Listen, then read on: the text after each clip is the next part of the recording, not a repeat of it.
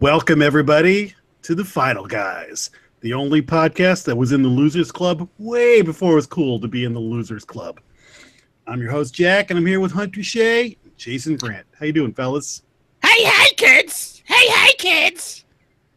That's got to be the worst clown makeup I've ever seen in my life. Slapdash. It's all about slapdash. Hunter Shea is in his Krusty the Clown makeup tonight. Oh, God. We're going to hear Tim Curry all night. So we're talking about it, and Hunter has gone full Pennywise on us. And I still think you look like sort of a guy who was fired from Cats and did the drunk Dan Aykroyd from Trading Places. Ho, ho, ho. ICP, but I'm ICP tonight, man. Gonna get all insane on your posse. Oh, I thought you were like ICP, like I see dead people, but P. You want to see me pee? Does anyone remember when ICP got into wrestling for like a week? Oh, yeah. 90s? They were perfect for that. So bad. Jesus Christ. I'm more of an ICB root beer guy than I am IC Root beer guy. Oh, my. Well, gentlemen, before we get to our feature presentation of It, would you like to hear some news? No. Once you see what I've got, Sure. you're really not going to want to hear this news. See? Oh, we've had a couple good weeks, too. So first of all, let's go to the news. Paramount has acquired the rights to Dracula, the first authorized by Bram Stoker estate prequel to Dracula. What? I've never heard of this. It seems that the Bram Stoker estate has approved a prequel to the legendary Gothic novel Dracula. This one called Dracula and written by Draker Stoker and J.D. Barker. It's basically 21-year-old Bram Stoker's accounting in 1868 of trapping the evil monster of our nightmares in an ancient tower. The novel has gotten quite the attention and bidding for the rights for the new book and is a tad crazy. Blah, blah. I'm not reading this well. Paramount landed it. The guy, the people who got it are ones who, I guess, are somehow related to the dude who did It and Mama, but I don't know. I wonder who is running the Stoker estate. When I heard that it's about Bram Stoker trapping Dracula in a tower, that's when I was like, okay, check, please. No, thank you. Why would you even need to go to the estate? Isn't all that stuff in public domain? It's old as hell. I don't know. Maybe Yeah, not. Maybe there's Dracula. some living relatives somewhere that's been keeping it alive. Yeah, but after 75 years, it goes in the public domain. That's why any asshole can make a Dracula movie. Dracula doesn't die, and neither did the rights. I guess when you tack the name Bram Stoker approved on it, it gives it that's more probably validity. I don't know. They probably wanted the Bram Stoker name. You're right. They wanted the Bram name recognition. Brahms. Oh, Brahms. So anyway, that's your first. The second eye-rolling news is not really that bad of news. It's just kind of interesting. So Sarah Paulson of American Horror fame and played Marcia Clark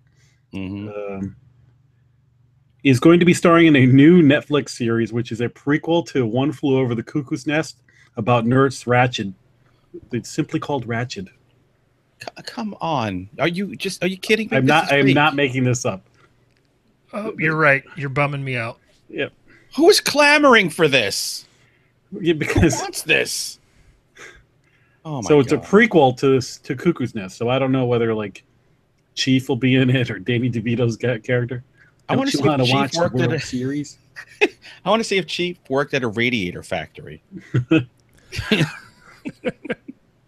They'll get this. They've already greenlit 2 seasons of this for Netflix. So, Oh Wow. you're kidding me.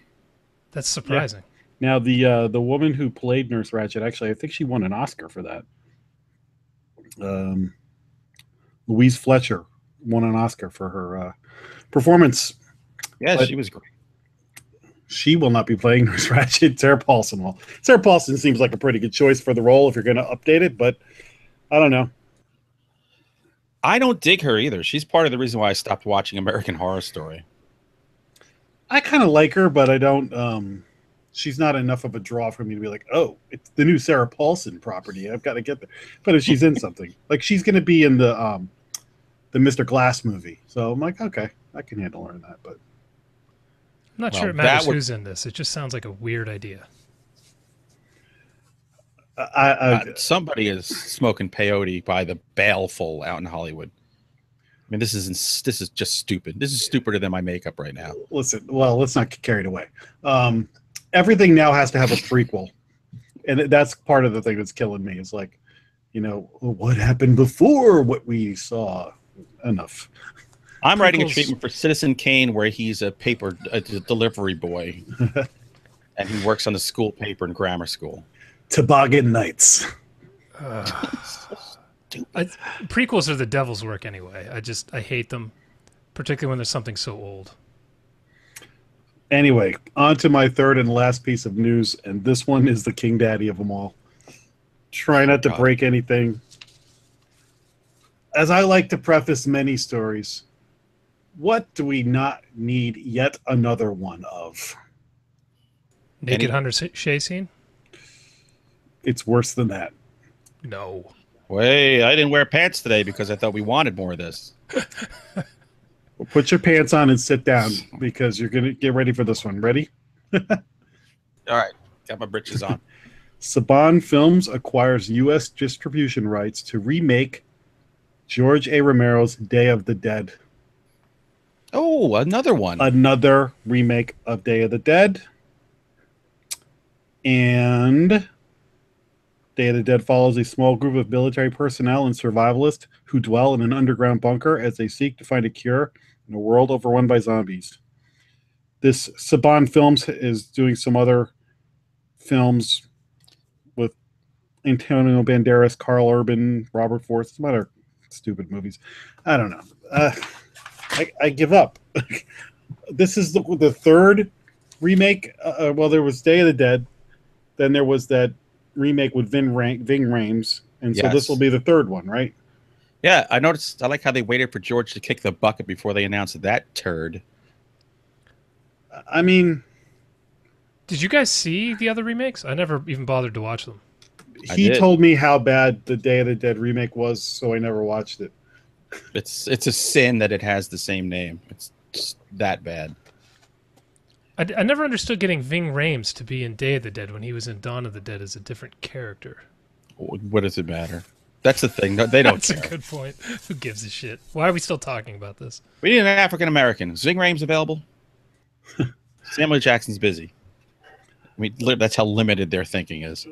When I saw that, I was like, oh my God. I mean, again, is it just name recognition? How hard is it to just make a zombie movie that's a zombie movie? I guess if you call it George A. Romero, more people will see it. I don't know, but it just... Hunter, do you have a zombie novel? No, I don't. For a very good reason. Why? Just because they're cliched and the genre's dead? Just a little bit. So I haven't written that or a vampire novel. Maybe I'll do like both, like zombies versus vampires. I'll tell you what, though, if you want to waste your time and write a series that no one will ever read, write one with zombies and cowboys. Guaranteed to never sell shit. I know. I've got 3 of them. Now, there is a book that our fan Pamela told me to read that I'm going to this week. Gay Bigfoot. Oh boy. It's a short story, so that way it's not going to take a lot of my time. I took it as a dare, and I'm going in. Gay Bigfoot. Yes. It's an ebook. It's a little ebook story, so I'm in. All right, so that's all the news I have. So let's just get the hell away from it as fast as possible. Who would like to go first with their watch list for the week? I'll go. I didn't do shit this week but watch movies, so I might as well get it going.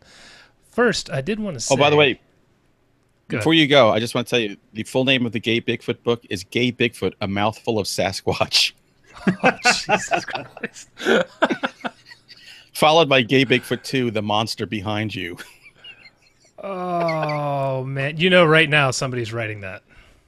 Guaranteed. Amazon has the greatest books ever listed on there. People like banging Sasquatch and shit. It's amazing. Oh yeah. So. All right. Well, on that right horrible note, I did want to say I got in the mail. I don't know if you guys can see this. No Retreat, No Surrender 2 for So Bad It's Good. Oh, excellent. Oh yeah, it's a sequel to a Van Damme movie I've never seen, but Van Damme's not in it, and it was so good I don't think it was ever released in the States. So I'm pretty pumped. The guy who sold it to me sent me another disc inside with a bunch of notes for some reason. So it's going to be interesting. I hear there's some amazing kung fu in it. Oh God. Just wait. I think we're coming down to your house for that one. It's going to be interesting. So movies I actually got to watch. I found a movie that you guys are going to be maybe interested in and maybe a little disappointed to hear about. It's called Leaving DC. I found it on Amazon. I think it was because I watched Bad Ben. And I start watching it, and my God, the intro is the exact same thing as Bad Ben. I mean, exact. It's a guy driving down the road, holding his cell phone, recording the road, talking as he pulls into the new house he just bought. It is the same thing. And it came out in 2012. So I'm watching this thinking, did Nigel Bach maybe do something a little finagling here? Because I'm telling you, to the T, it's the same thing. And it's this guy living out by himself, and weird stuff starts happening, and he's recording it, and he's talking to himself all the goddamn time. Now, this doesn't hold a candle to Bad Ben because it doesn't have Nigel Bach in it. This is not funny. This is pretty boring at times. I can appreciate what the guy was doing. It's a one-man show, obviously. One guy acted, directed, the whole thing. But half the movie is him looking at audio recordings on his computer and just playing them again and like highlighting sections for you. That's like half the movie. So I don't care if our boy Nigel Bach copied the beginning of this for Bad Ben because he made it a million times better. Was there a selfie exorcism in the attic? Unfortunately, no. There was no guy yelling, "God damn it!" either. So did he go, I don't know why I feel the need to record everything in my life? Actually, he might have. So there you go. I can't wait for that movie to come out. I wanted to give a quick shout out to a YouTuber I found. Her channel's name is Emily's Adventures in Horrorland. She's just doing horror movie reviews, but she does a really good job with them. She shows some clips, talks about the narrative. It's a small channel. I think her stuff only gets a couple hundred views right now, but she does a good job. So if you guys want to like watching stuff like that, I'd definitely check it out. It's Emily's Adventures in Horrorland. Maybe she could teach us a thing or two how to review a movie. She could teach us how to act. She's way better than we are. I watched a movie on Netflix, I think it was, called Berlin Syndrome. Did you guys see this pop up? Yeah, it's on my queue too. This is a solid movie. I really enjoyed it. It stars Teresa Palmer. Yeah, she's outstanding. Oh, Jack, you're going to be happy. She gets naked in this. Oh, I'll be reviewing this next week. You're going to be watching it as soon as we get done here. Basically, she is an Australian who has moved to Germany, and she's by herself. She meets a guy. They start dating. He has her come back to her room. They get it on. When she wakes up in the morning, she can't get out of the apartment.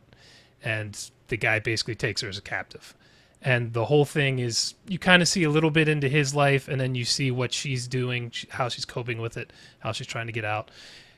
Not too many actors in it outside of the main two, but they carry it really well. This is a very solid movie. I would definitely recommend everyone check it out. And when you can watch it for free on Netflix, 100% worth it. Solid movie. Yeah, I'd heard good things about that, and then I actually noticed it's on Prime now, so that bumped it up in the when I'm going to watch it, because I was waiting for it to come down in price. Oh, it's on Prime? Okay, maybe that's where I saw it. I thought it was Netflix, but I think it's Prime. Okay. And then on Shudder, pretty sure it was Shudder because everything I watch is on Shudder. I watched The Devil's Rock, which is a movie I hadn't heard of. It's from 2011. It takes place in World War II, and it's some British soldiers going to a compound, a German compound. I can't remember what their mission is, but they encounter some occult stuff.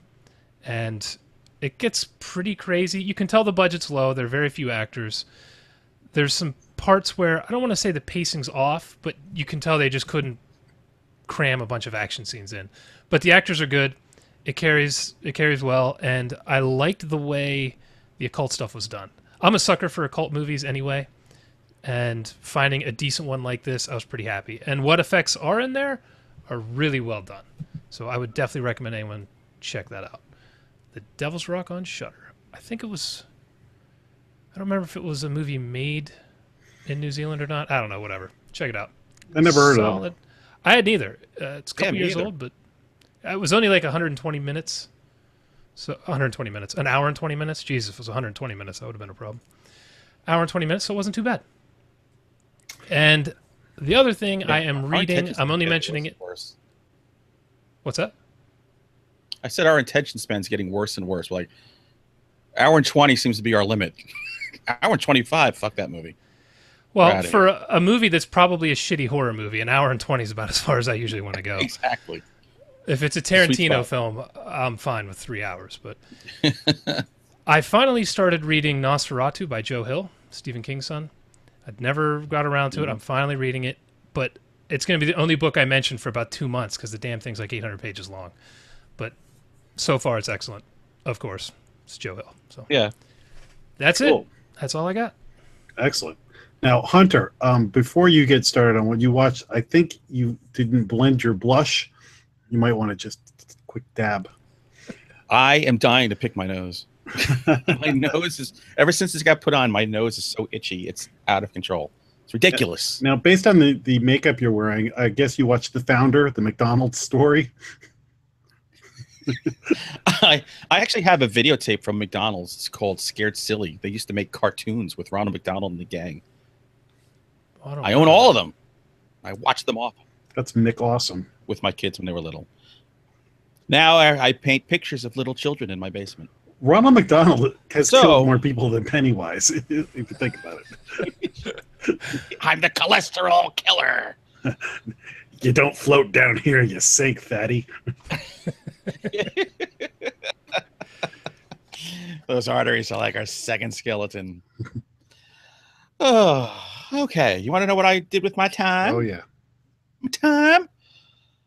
I watched a show that I'd been interested in since hearing about it earlier this year, and it's on Netflix, and I watched the first season. We binge watched it. Riverdale. Oh. Which I heard was kind of like this hardcore Archie comics adaptation set in this Twin Peaksy kind of universe. And it's really Twin Peaksy because Betty's mother is Machen Amick, who was from Twin Peaks. You would like this. Luke Perry's in it. I was going to say, isn't Luke Perry in that? He's Archie's dad. They said he's 50. He looks about 65. He's 50. Wow, he looks really bad. I thought he was 50 when he was playing a high school student. Well, that's the thing.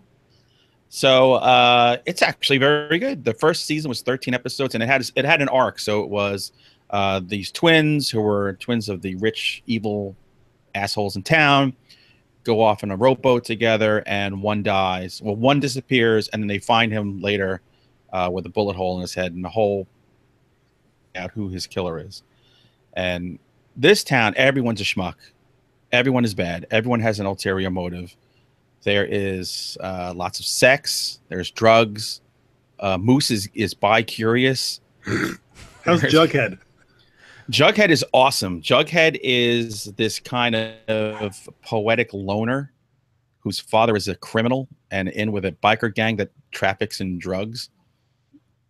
It's way different than any Archie that you've ever seen. But well, the most important question, to interrupt you, sorry, but yes, Betty or Veronica? Is played by a 23-year-old, 24-year-old who is as hot as possibly you can get.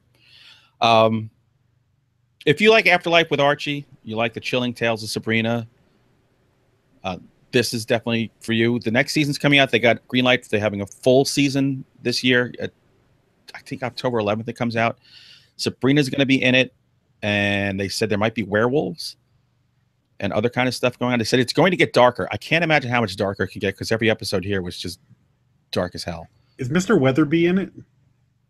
He is, and he's just a scary guy. very beginning, who's the old teacher? Oh, I know what you're gonna say. I heard about this. She's having sex with Archie. Yeah. But I and forget her in name. the show, Yeah. Archie's only 16, and when they all find out that he was banging her, nobody really cares. She's young in the show, but it's weird. It's weird, but check it out. It was kind of cool. It was better Isn't than I thought. there Reggie? Was he like a bully guy or something like that? Reggie in this is a big buff Asian guy. Oh. There's a gay character, Kevin, there, and he is in love with a viper, and they do a lot of making out. A viper? Yeah, that's the snake gang. Oh, okay. I'm telling you, there's a lot going on here. There's a lot of layers. It's Big Onion of Archie. Okay.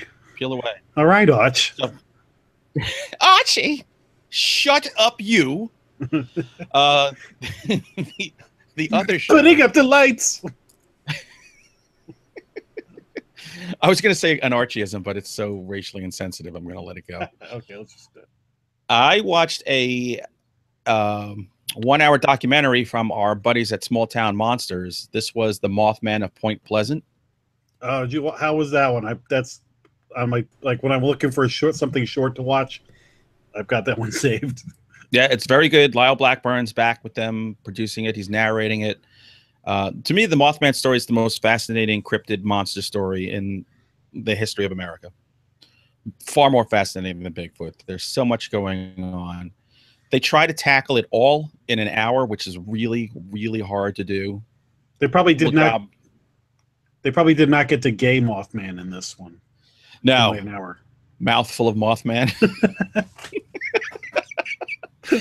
But this one, they really upped their game. They put a lot of archival footage in there. It looks really slick. It's the nicest production that they've done so far. So they're not just out in the field talking with somebody. They're really going through the history back from the 60s to the present day. Excellent movie. Check it out. Small Town Monsters. Watch everything they do, but the Mothman one was really, really enjoyable. So we have like 2 or 3 episodes of Monster Man with Lyle Blackburn. One's like a 2-parter. So he's an interesting guy. He's a good guy. He is. Support Lyle and everything he does. Where did you find the show? That was on Amazon. Okay. So Riverdale's Netflix, Mothman's Amazon, and this one's Shudder. So I spread the love around. Oh God, I wish I didn't. I said to my youngest daughter, who's a big horror fan, I said, I'm going to introduce you to Italian horror cinema. Oh, Maron.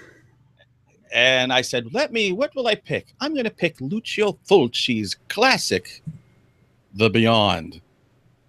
Now, I don't remember seeing it, but this is part of the trilogy of City of the Living Dead, The Beyond, and House by the Cemetery. So I said, honey, sit and watch this.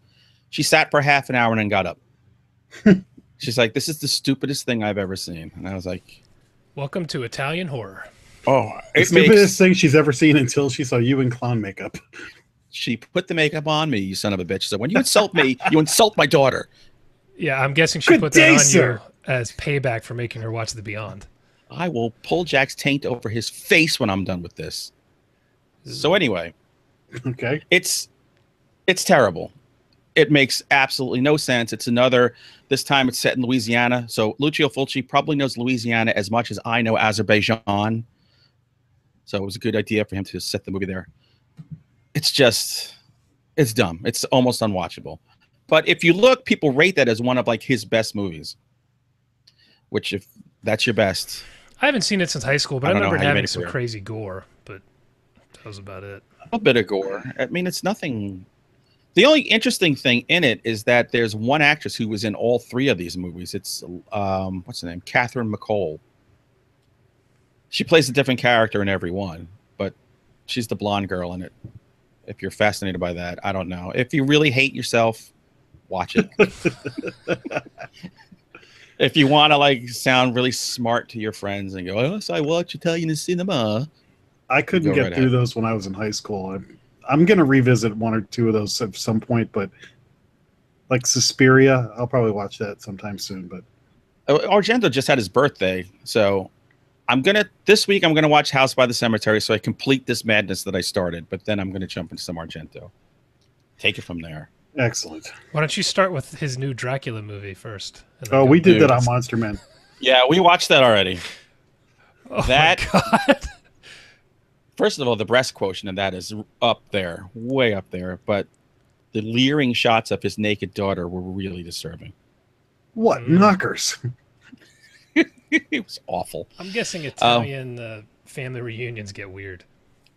I want to go hang out with Giada De Laurentiis when she goes see the family. The last thing I did, I read a book. I found out that the Western writer William Johnstone wrote a bunch of horror novels all through the 80s into the early 90s. In fact, I found out he would like crank out one a month. Under a pen name or his own name? No, his own name. And they were like 90,000 word horror novels. So I said, oh, I loaded a few up on my Kindle. And the first one I read is Carnival, because I love carnies. And it's about evil carnies coming back to life after the town burned them to death, I don't know, 20-something years ago. It's freaking stupid. I'm going to be honest. That was a long, tough slog. You know how we talk about like an hour and 20-minute movie is good for something bad? Well, a 380-page book is kind of rough when you're just going, why? So, again, if you hate yourself, pick up a copy of Carnival, or listen to me and move on. Watch The Fun House by Toby Hooper. That you get your carny fun in there. I have 5 more of his books I loaded up, and I'm hoping to God they're better, because he wrote them like he got kicked by a mule and something was wrong with his head. And you're going to read the rest of them. I don't get you. I'll give one more. We'll see how it goes. Excellent. All right. Well, so that's what I did, kids. Very Bye. good. Bye. Goodbye, children. If I should I'm back. No child wants a Charlie in the box. Okay. So let me go quickly so we can get into it. First of all, I watched the movie that there are some rave reviews about this movie. When you a horror comedy classic, oh my God, it's the next big thing. It's called Behind the Mask: The Rise of Leslie Vernon. Love that movie. It's a horror comedy. And I'm interested in why you love that movie, because it's a kind of mediocre horror comedy that kind of spoofs the serial killer by having a film crew follow a guy who's training, kind of planning to be the next Michael Myers or Jason. So for the first 2/3 of the movie, it's kind of like him showing how he prepares the site, and he does cardio so he can walk fast and trap people, and how he's gonna I'm gonna jump out here, I'm gonna put a body here so that the person runs this way, and it's kind of fun. The mortal sin that this movie makes is you're enjoying it for the first 2/3, and then all of a sudden it starts to try and become like a real horror movie, and it drops its sense of humor for the last 20 minutes of the movie. And it wasn't overly funny to begin with. It was kind of amusing. It has Kane Hodder makes a cameo. Robert Englund's got a small part. Then Herschel from Walking Dead. So it's pretty good for the like, all right, it's a decent rental. And then it just kind of falls apart at the end, and you're like, you fumbled the ball on the goal line. So it's like a Dean Koontz book. Yeah. So it's like it's worth watching. You'll get a kick out of it, but like they really just they lost their way towards the end. So, Jason, I'm curious now. You said you love that movie. I love the first 2/3. I'm with Okay. you. The last act kind of fell apart, but the first 2/3, they're making fun of and paying homage to all the tropes of slasher movies, and I just found it hilarious. I love that part. Yep, you're exactly right. Like, watch the first 2/3 and then read a book while you're watching the rest of it. I watched another movie on Netflix, a 2016 movie called Resort, but with a Z. With a Z. Oh, I saw that. Dougray Scott is the only name of recognition on this one. So this is kind of the most dangerous game. There's a resort. It's years after a zombie outbreak. The humans came back and overcame it, but there's one island left where they have most dangerous game, like hunting of zombies, where you go to the island, you pay, and you can kill zombies. And then it goes all Jurassic Park, where the fences fail and all of a sudden the zombies are loose, and now people are running from the. So it's kind of the most dangerous game in Jurassic Park meets Dawn of the Dead, and I equated this. My friend Morgan told me about this movie, and he said, "I don't know if I can really recommend this movie to you, but I found it on Netflix, and I know exactly what he meant by that. It's a decent Netflix watch, but it's not that remarkable. It's like a sci-fi movie with a little bit more budget, kind of an interesting concept. I put it more on like a Saturday afternoon watch than like a, Friday night. What are we gonna do? This is more like I feel like banging out a horror movie today. It's a decent watch. Netflix and chilling. Netflix. So you saw it? On chilling. Have you seen it? No. I saw it. I was busy Jurassic World with Zombies just not done all that well. Yeah, there's some stereotypical guys that you're like, okay, he's the first one to die, like off the bat. Yeah, it's another zombie movie. Yeah. Shocker. If I zombies and sandals, it's why I like having this Leslie Vernon movie and this movie are the reasons I like having stuff like Netflix and Shudder.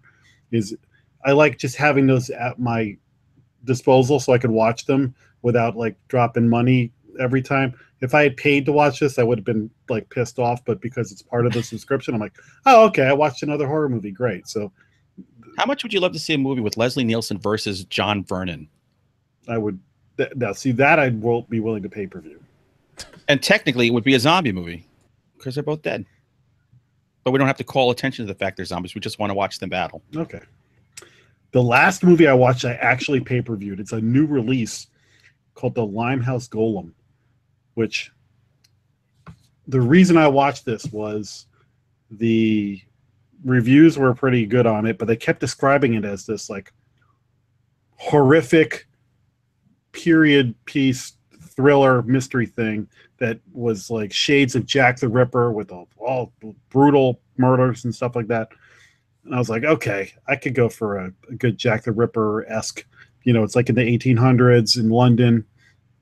Bill Nighy stars in it, and Olivia Cooke, who is the girl from Bates Motel with the air tank. Oh yeah. And she's the star of it. She does a great job in it, and Bill Nighy. I don't know what to make of this one. I paid to watch this one, and it wasn't a bad movie, but it's not a great movie. I'm like, that wasn't worth the money. I'm gonna forget about this movie. Like it was okay, but there's like 4 main suspects, and one of them is actually Karl Marx, is one of the suspects. The Karl Marx? The Karl Marx is a character in this, and he's questioned by the inspector. And so it's a lighthearted comedy. So first of all, they all speak in like this, London accent, that Cockney thing. So there were times where I didn't know what the hell people were saying, but you could follow well enough. But they did this thing where when the guy was questioning different suspects, he would imagine them committing the crime, which right. I'm not sure how I felt about it. So this one I'm going to say is worth watching sometime, but probably don't pay full price right now. Wait till it comes on Netflix, or like instead of like $6 or $7, wait till you see it for like $2 or $3, or wait for it to be on like Prime or something like that. Or wait for it to just pass you on by and move on with your life. Yeah, like I wouldn't go out of my way to see it, but it's interesting, and there's good performances. So again, worth a look, but not worth more than a buck or two. Right. And that's all I got for you. So why don't we get to the main feature? Let's do it, brother. Bring it on. All right. So this week we're talking about the remake of It by Stephen King. Oh, wait, we are? We are talking about The Dark Tower again because it was so good. We couldn't stop talking about it. That's what I thought we were doing. My favorite movie of the year. Do we even need to recap this movie? I mean, does somebody want to recap what it is about? You're dressed like a clown. Jason, did you read the book like twice or 3 times? Or three times, yes. No. Oh, then you do it because you're way more invested. And this is chapter 1. Yeah, a killer clown is capturing and fucking with kids in Maine. That's the main premise. Kids are disappearing. Hey, there we go. There we go. So, Who wants to go first? I'm kind of dying to see what. Me. Okay. I'll go first. The clown goes first. Wait, I'm just going to Okay. guess, because you hate anything that's popular. I'm guessing you hated this movie. Look, I wanted to go in. I went in this with an open mind. I don't like the book. I think the book's a rambling mess, and it's disgusting. There's a part in the end that nobody dares film because it's so gross, which is where his mind was going the entire time. So I find the book icky. It's just a child But- gangbang. What's the problem? I don't know. I was waiting for it in the movie. I was hoped it would suck because that way I'd just do a one-word review. I would say shit. That was like my goal. But my one-word review is meh. It's meh. I went in a packed movie theater on a Sunday night, and it was jammed. So I'm thinking, oh, maybe we're going to get a little bit of that Annabelle vibe. Again, it wasn't as good as a single episode of Stranger Things, including having that Finn Wolfhard, who's in both, and he was the best part of the movie, to me, other than the girl. I know everyone's tripping over the girl who played Beverly, but I liked him a lot. Like I said, I thought it was meh. I think they did a lot. They did a lot with music cues to scare you, so it was just blaring in your face to get you to try to jump. I liked Pennywise. I thought he looked really cool. But overall, I mean, it was passable. Would I ever spend $15 to see it again? No. But it was okay. Yeah, you dressed like a clown for this. I thought that, it's like going to an Oakland Raiders game. You got all the Darth Vader stuff, and I had things on, and you're like, let's go Packers. I am the M. Night Shyamalama Ding Dong of horror reviews because I just did a fucking twist on you. You Shalamoned me. Sucker. The Visit with Hunter Shea. Okay. Jason put a little clown nose on the tip of his dingle, but he says he's not going to show it. Okay. Enough out of you. Jason, what did you think of this movie? Hang on. I got to see if I can globally mute him or not. I'm not sure if that's Good luck. an option. Send in the clowns. We've been trying to do that for years, brother. They're already here. Jason, So what did did you I think of it? As we said, I read the book twice and I listened to the audiobook once, which was a serious endeavor because it's like 45 hours long, I think, legitimately. But it's actually really great. It was read by one of the main guys from Wings, the brother with the long hair, if you remember the show Wings from the 90s. Yes. Steven Weber. He reads it, and he's great. It's one of the best audiobooks I've ever listened to. How's the gangbang scene in the audiobook? I don't remember how it was in the audiobook, to be honest with you. I might have He can really deleted that from moan my like a memory. 12-year-old girl. So I should say, obviously, I love the book. It's actually my favorite book. That's why I go back to it every couple of years. I love it. I first read it when I was probably 12 or 13, so I was the same age as the characters in the book, and it just resonated with me. I loved everything about it. I still love everything about it. I think it's one of his top 2 or 3 books he's written. I think The Stand is actually probably a better book, but just because I have such a connection with this, it's my favorite. But I love it, and it's one of these that I thought would always be really hard to adapt into film, and I think they crushed it. I absolutely loved this movie. I thought the acting was amazing. I thought the kids' dialogue was hysterical. I actually laughed out loud a couple times in the movie theater, particularly the Richie character played by the kid from Stranger Things. I don't remember. Yeah, what he his was name is. great. Oh my God, he was so funny. The amount of vulgarity these kids say shocked the hell out of me. I really was surprised at the things they did with the kids. One, the words coming out of their mouths were crazy. And at the very beginning, this isn't a spoiler because it was in what was released, but the kid who dies in the first 5 minutes, I couldn't believe what they actually showed of that. Like what happened to that kid. That blew my mind, how violent that was and horrible that was. Yeah, you have a tough time showing like a flash of a vagina, but they can show that with no problem. Yeah, You're that was screwed up as a absolutely country. crazy. So I loved it. I love this movie. There's a couple issues I'll talk about in spoilers. You know, it wasn't perfect, but this is easily in my top 10 for the year, no doubt. Excellent. The thing that's just struck me about both of your reviews is both of you talked about the book and not the miniseries. I did not read the book, but I saw the miniseries. I've seen parts of it. again throughout the years. My recollection is that I enjoyed the kids part of the miniseries, and the adult part was pretty weak. And the ending with the giant spider, which I just recently resaw, is just laughable. Which actually the people who made the movie even said that that was poor. Pennywise from the original is an iconic, one of the all-time great performances. So they float down here. That's one of the biggest quotes ever. So when you go back and watch the original miniseries, I think people remember it more fondly than it actually is. But it's one of the better Stephen King adaptations. So going into this, I'm like, yeah, this is a pretty good one to remake. And I think I fall somewhere in the middle here between you guys. I thought it was pretty good. I didn't think it was great, but it was better than a lot of other stuff. Like that, I thought that was way better than Annabelle. It's really well made. It's a well-made movie. And like the book, the character development is great. The bullies were scarier than Pennywise was. There were some great moments. It was shot well. Pennywise himself, I thought was pretty good, but I actually thought Tim Curry was way better. But I thought that they did something different with him, and we can talk about that more. I saw this in a more crowded theater than I've seen some of the other movies.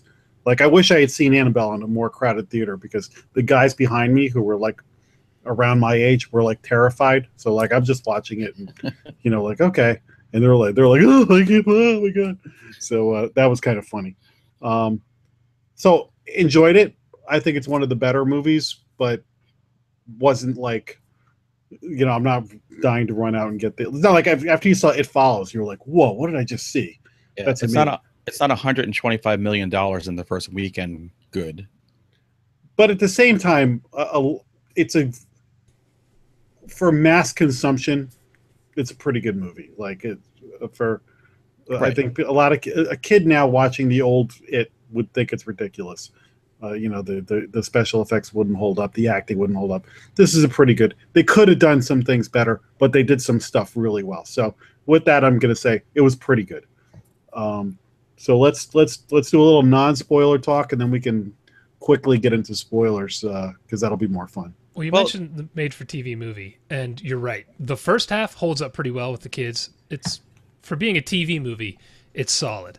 But the stuff with the adults is really bad. The acting in it, I don't understand how the acting was so bad, because there's some good actors in it, like John Ritter, but man, the dialogue they have to talk about, Jesus Christ.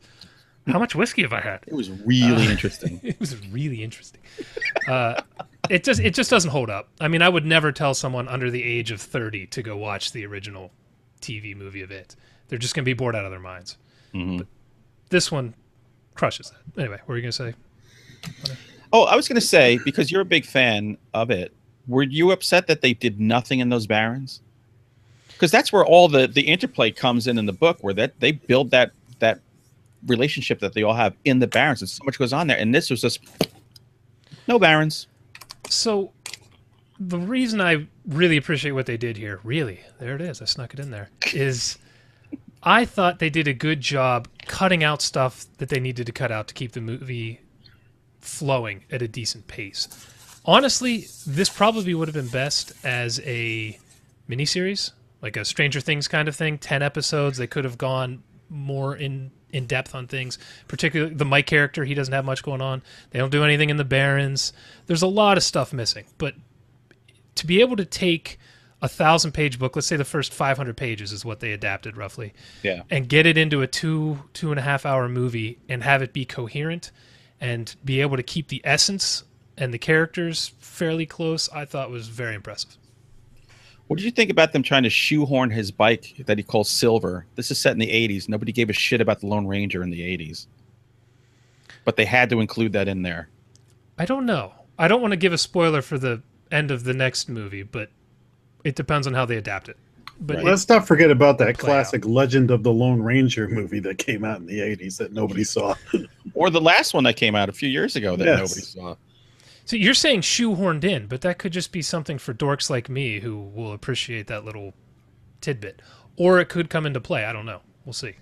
Yeah, but as a child of the 80s, nobody mentioned the Lone Ranger. How do you know it wasn't referring to Silver Bullet? Ooh, Hey! meta.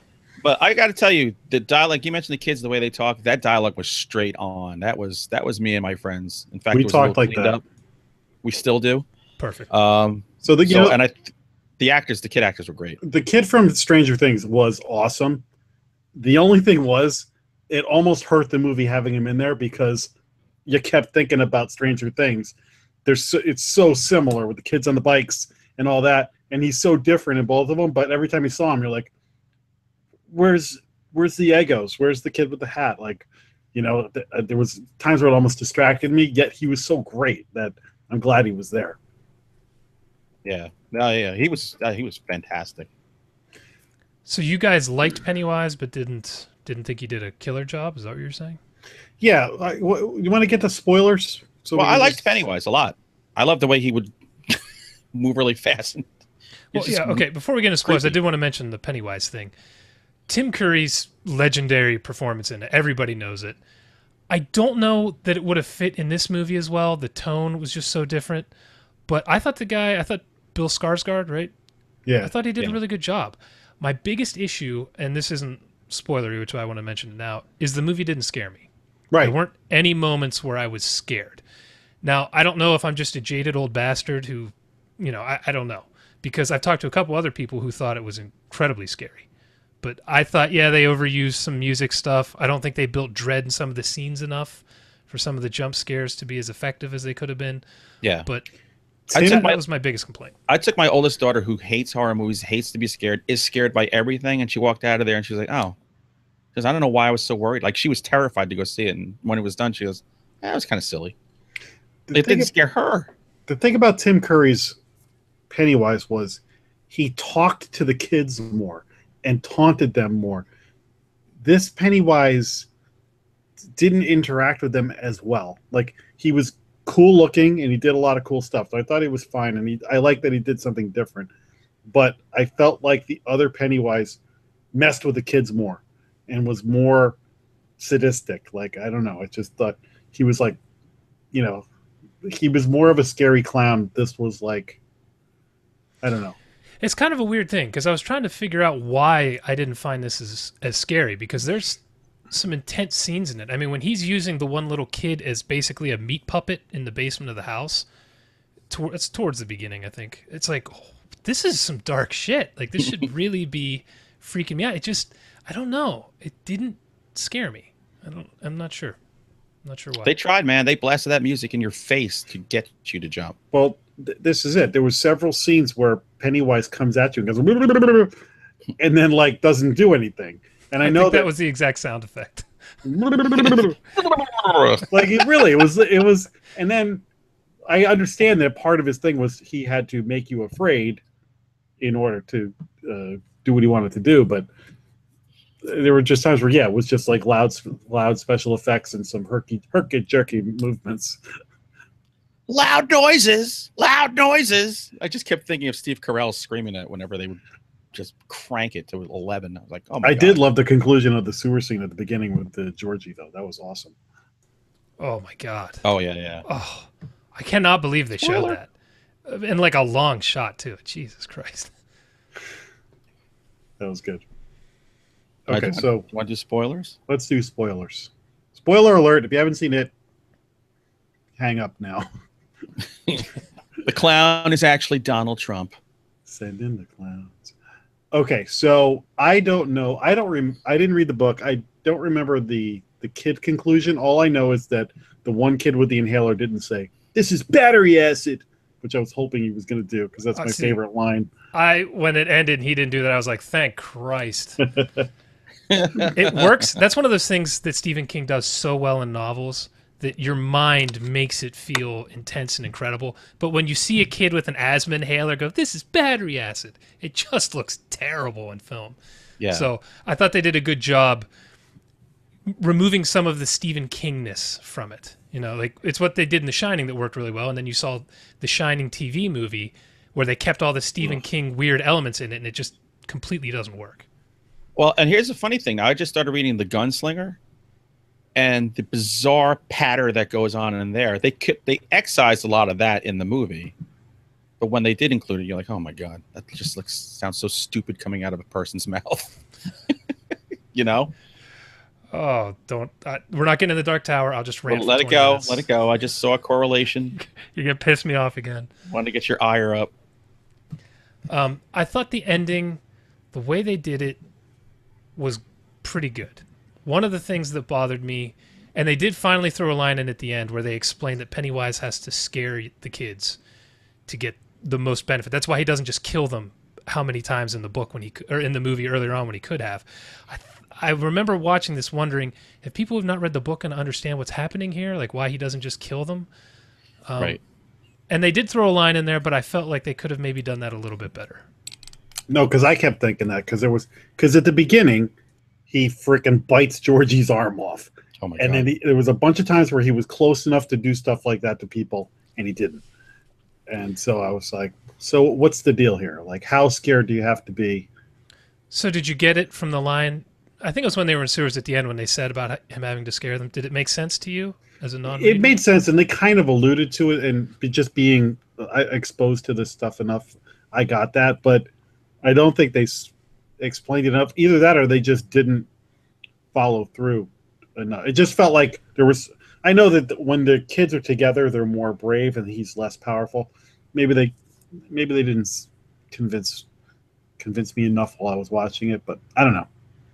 There was so you did get a lot of the stuff. It just you're basically saying what I was afraid of, that they didn't explain it enough. Yeah. Well, yeah, but you know what you miss? Like the whole point of the book is this innocence lost thing, and once you've lost your innocence, you've lost that fear that you have as a kid, those childhood fears. They just said, let's just pick a bunch of garbage and beat the living shit out of them. Well, that's actually in the books. It's part of the whole child gangbang thing. It plays into that theme. But it just happens. So why didn't they? I don't know. You could have done that earlier. Couldn't any of those big kids floating around have done that at one point? I mean, look, would I have written a child gangbang into a novel in a sewer? No, but I also wasn't co-writing any of my books with cocaine. So it is what it is. That's why I don't like the book. So there was one moment that I really loved, and I'm sure you guys noticed it. When the new kid is in the library and the woman brings the book to him, she goes behind him, and then she's doing like this like insidious looking grin, evil grin behind him. If you look it up, I didn't see I didn't notice that at all. Oh yeah, I think I posted something on my Twitter feed about it. They're like this. There's a screenshot of it. So when he's in the library, it's basically like Pennywise is like the librarian, and she's doing this evil grin. So while he's looking, she's standing behind him with this evil grin. And then when he walks by, I'm pretty sure you see the librarian again in the corner. So it was like, oh shit! I didn't notice that. I did notice behind him at one point. Everyone stopped moving completely when he was looking through the book. There was no movement behind him at all, and I remember thinking that was freaky. But I didn't notice the grin. Yeah, look, check that out. It's pretty cool. She's like leering at him. What's that kid's name? Because in my mind, he was Chubsy Ubsy from the Little Rascals. Learn that poem. That's all I kept thinking. Learn that poem. There was one thing I wanted to talk about with the kids. I thought all the actors, honestly, every actor in this movie was incredible. They just nailed the casting. My biggest complaint was the Mike character didn't have much to do. He wasn't even in most of the movie. The black kid with the sheep and the gun, he wasn't in it that much. And in the book, and I'm not sure why they made this change. In the book, he's the kind of historian of the group. He's the one who does all the research and figures all those things out. I'm not sure why they gave it to the Ben character, because I felt like it kind of emptied out the Mike character, so I wasn't really sure why they did that. Bunch of racists. That's probably why. That's because it's fat. Everyone can be mean to fat kids, and fat kids have no lives and nothing to do but do research. That's why. It's all right to be mean to fat kids. The most horrific part of this whole movie is when they're carving the H on the kid's stomach. Holy crap. Again, I can't believe they put that in the movie. I cannot believe it. I was bullied as a kid, and like when they're bullying the kids, I turn to my kids and I go, "This is what I lived with." Like trying just the act of going to the corner store, knew I had to go through the gauntlet of the 5 kids who were older than me, who would kick the shit out of me. But man, none of them tried to carve an initial in my belly. Jesus Christ! How about That was rough. honestly? I thought the scene that was the most intense for me was Beverly's father. Oh yeah. Oh my God, that stuff. Okay, I said nothing scared me in this. That I knew what was going to happen, and I still was getting seriously creeped out watching that scene. Which one? He touched her hair? No, the one that came after that when she kicks him in the nuts. Oh and yeah, escapes. That was getting dark. I'm telling you, the people were scarier than the supernatural stuff in this movie. Yeah, I feel like the writing was really, really on point in this. For some reason, just when they go to the Pennywise house at the end, it looks like the Munsters house. Yeah. What's he laughing at? Herman. Me saying really. Really? Oh. Really? Hey, fuck you, man. I would have never noticed it if you didn't point it out weeks ago. Well, I have to edit this shit, so I hear all of us. I hear all of our audio ticks, our verbal ticks, nonstop, and I realize I say really interesting all the goddamn time. I'm gonna start. That's gonna be my new one. I'll start every sentence with that. Okay. Why didn't I mute Sorry, you again? continue. I can't remember. Because you can't. I am unmutable. So here's my biggest question: Unmutable. how are they gonna make the adult portion of this? Maybe that's when good. the gangbang will happen. You know what, baby? Jessica Chastain as the redhead. Oh yeah, I don't know. You know what's the problem? I think older actors bring a lot of their baggage with them, especially if you get a lot of older actors who you know when you've seen before. I think this might work if you can find a bunch of unknowns who are, what are they, in their 40s? Yeah. When they go back? It's 27 years later. So yeah, if you find some unknowns, you might be able to make it work. But I think if you get like a John Ritter, if you can dig him up and put him in the movie, it might take you out a little bit. My initial thought was they could go darker, maybe with the violence and stuff. But as I'm thinking about it, they didn't really hold back with those kids. No. They let it really rip. didn't. So I don't know. It's going to be really, really interesting. I wonder if the kids are going to be in the next movie to do flashback stuff, or if they're going to strictly stick with the adults. That girl's going to look like she's 20 in another year. So if they don't film it fast, forget it. I got to get this in before I loved the New Kids on the Block stuff. Oh, that was hilarious. That was another thing. I'm sorry, go ahead. No, good. I was going to say, I love when the musical cue when they closed the door. That was hilarious. They really nailed the humor in this. They did. The humor is fantastic. In the book, the kids stuff takes place in the 50s because the book was written in the 80s. So I thought they did a good job updating it to the 80s. The only thing I wondered, and I didn't think they'd actually do it because of rights issues and things, but in the book, Pennywise appears as your greatest fear.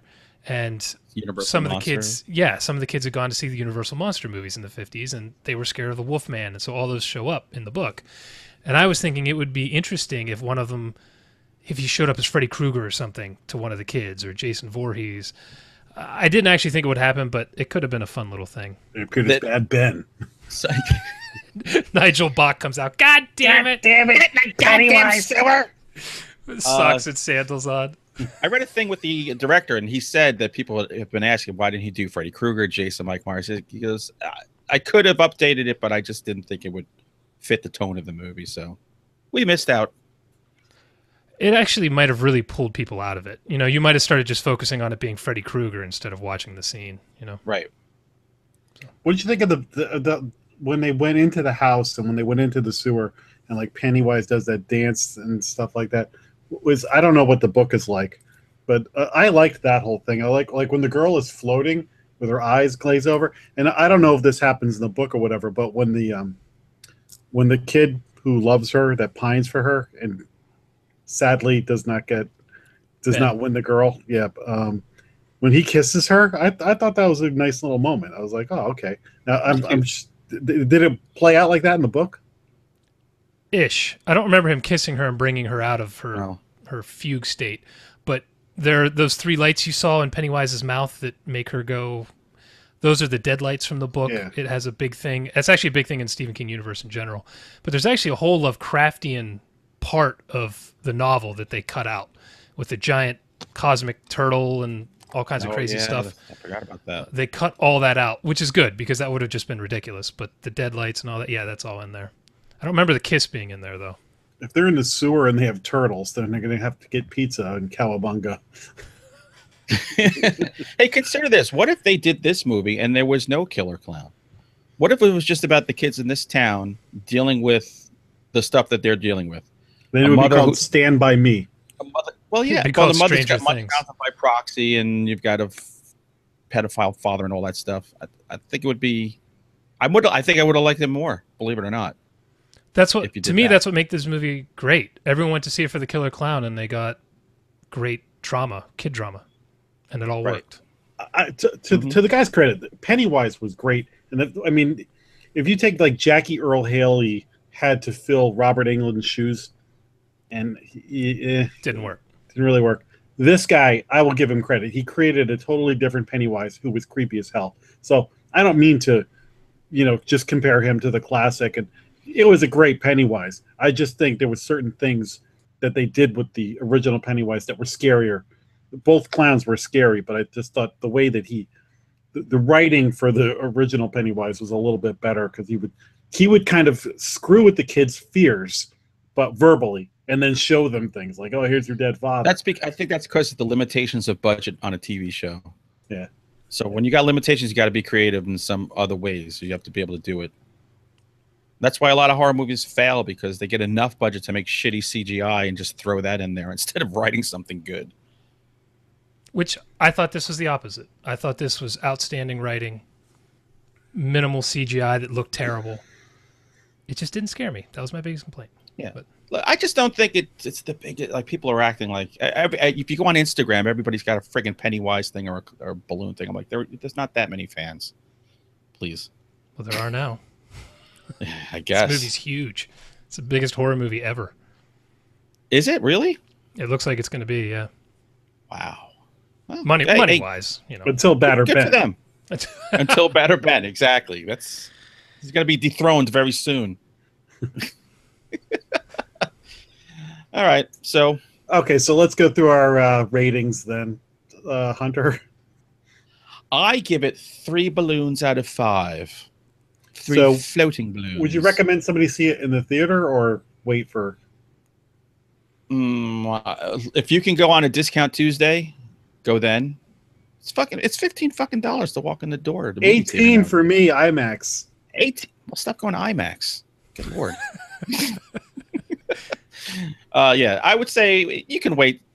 You can wait till the hype dies down and go watch it when it comes on video. Mr. Brant. 100% see it in the theaters. This is outstanding. This has been a great year of horror. This is another solid home run. 100%.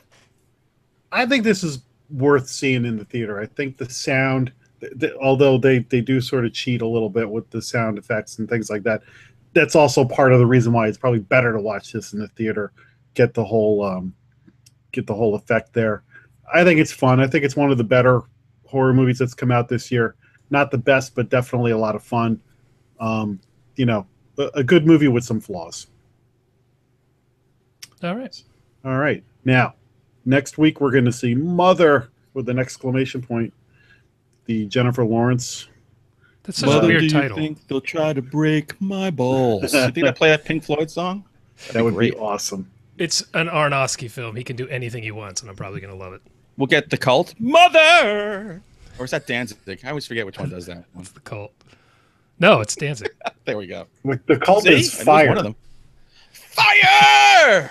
Before we get out of here, 10 seconds. I just saw Sheridan in the YouTube chat supposedly playing a drinking game for every time I say really. We need to develop a Final Guys drinking game and do a drunken episode where each one of us has to have a verbal tick, and every time we use it, Oh my God. someone has to drink, and we'll see how many people we can put in the hospital. I was going to say, people could die. This could be the death episode. We dedicate this episode to John Bonham. Start drinking. So everyone out there, think about what you would do for a Final Guys drinking game. Maybe we'll do something. I love it. I love it. All right. Thank you, Sheridan. Just as long as I don't have to drink. Sons of bitches. Drink when Jack takes the week off.